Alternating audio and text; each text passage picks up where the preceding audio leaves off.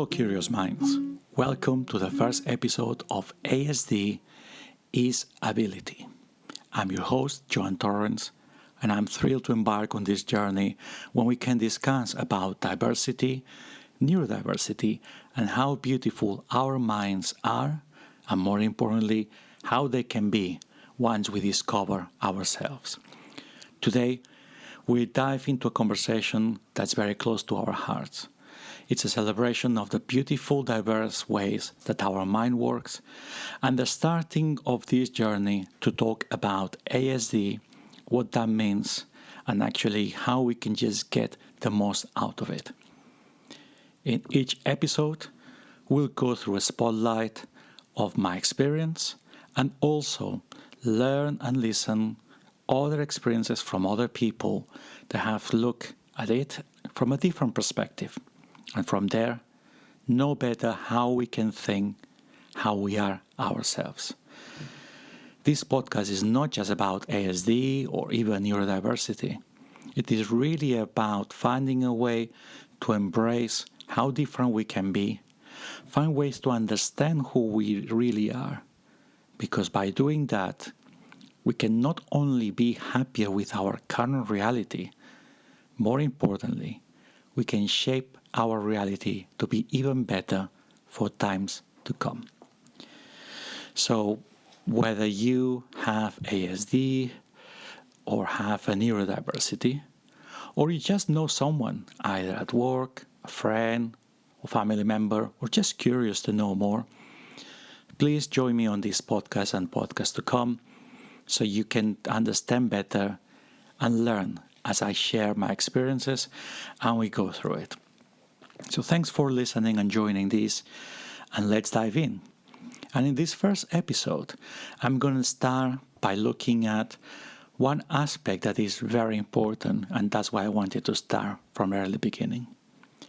As a neurodiverse and the way it works, there's always that internal conflict that reflects with interaction with other people, which is about how we define ourselves as normality and how we want, as an instinct, to align with what we feel normal. And to frame a bit, I'm just going to bring an example that I hope is going to help you to understand that normality is all about the point of perspective. Imagine an elephant. And I'm not asking a strange elephant or something like pink or green, standard elephant that you have seen in documentaries or even you have been lucky to see in life. If you take that elephant and you look at it, and from head to toe, you look and you think, it looks normal. It looks normal because you are familiar with it. Picture that elephant in a herd of other elephants, and it might blend in, even if it has a different size than others, or maybe if it's just bigger or smaller, surely it's going to be feeling the same. If you take that elephant and you put it in a herd of zebras, instantly that's going to feel unusual. And it's going to feel unusual because it's not what we have seen before. It's going to be looking unique, it's going to be looking different. And we might be thinking, well, something not normal here. And that's really important to identify. What's normal is what's the norm, is what we are used to see, is what we think is the natural way of being things around us. In reality, everything can be normal, or everything can be out of normality. It all depends on the conception. And for those people that have a neurodiversity or specifically have ASD, that feeling of not conforming to normality is what creates sometimes the conflict. Now, going back to the example of the elephant is exactly the same. Hasn't changed at all. So the elephant was normal within the group of elephants and still is normal within the group of zebras. What has changed is the environment. And as we grow up, as we interact, regardless of who we are and how we behave and how we have been growing up, there's always this comparison of ourselves and the environment. And that's why with this first episode, we tackle that to understand how that neurodiversity and how that ASD fits with who we are and how it's seen by other people. And the first thing that I want to discuss here is about what is neurodiversity. And I think we have moved forward a lot in terms of understanding that it can be a disability, it can be an element where we need support, and it's an element where it needs more than anything understanding from other people. Now, around disability, there's always the word disabled or people with disabilities. And as a main subject to discuss today, I wanted to just really narrow down on that. So let's talk about the conflict or the difference between disabled and having a disability. When someone is defined as disabled or someone is defined as disabled by someone external, the word disabled has two main elements that for me need addressing. First of all, it's very binary. It's either able or disabled. So it's very binary. You don't have any degrees, like yes or no. And also, disabled is an adjective, means someone is going to say that person is disabled, or someone is going to say, well, I am disabled. On the other hand, if you take the word disability, has much more rich semantics, and it has a better way of explaining, in this case, disability or neurodiversity as we're looking at it.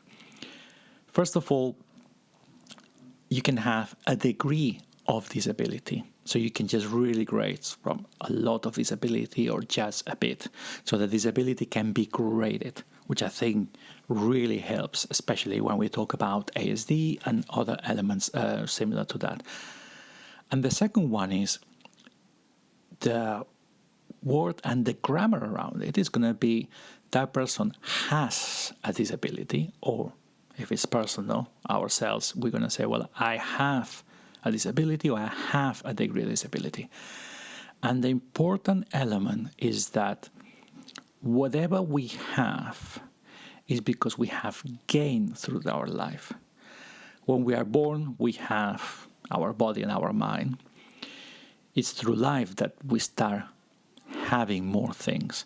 So having a disability, it's something given to us, and it's very different from who we are. Who we are is defined by ourselves, it's not defined by what we have. And being able to really go forward and say, I have a disability or I have a degree of disability is so important, because it separates in our mind who we are inside us from what we have attached to us. And the beauty is it's easier, regardless of the effort around it, if you compare, it's easier to remove what we have than change who we are. Who we are is what's defined as unique, is what is going to be defining ourselves as authentic, as honest, as just being who we actually are inside. What we have can be amended. What we have can be improved. Luckily, in terms of advances in science, there's some disabilities, physical disabilities, that are being improved, which is great. And from a neurodiversity point of view, there's some disabilities that can also be improve. It's something we have, and then we have a different degree. And I think that, if anything, it's a message that I'm very proud to be waving the flag about. That means that in this podcast and in forthcoming episodes, I will always mention about having a disability, having a degree of disability, or having a diverse way of thinking. Being neurodiverse, again, it's a point of view. Everybody is neurodiverse depending on the environment. You get a group of people with the same way of thinking. They are all aligned in terms of their mindset. If you put one of those people in a complete different environment, who's going to be the neurodiverse? The person being different. Therefore, neurodiversity, for me, is very important to see it as well as having a different way of thinking, rather than being different and seeing different as not part of the norm. For me, normality is about being ourselves. And when it comes to groups, when it comes to different people that have a different way of thinking, or they are different, celebrate that they are different, and then have the understanding to know how different they are. And to finish this first podcast, I wanted to outline what's going to be the topic of our next episode. The next episode, I'm going to be talking about ASD, as autism spectrum disorder, and how the definition of it and how we use that word can really help those people with ASD and also the people around people with ASD. And more important than anything, being able to communicate the richness that comes from different points of view. That will be the topic for our next episode. And in forthcoming episodes, I will invite also interview of other people so we can gain the experience. For now, this was everything. And thanks for listening to ASD Is Ability. If you like these episodes and you are interested in knowing more, please subscribe. There's more to come. Have a good day and celebrate who you are.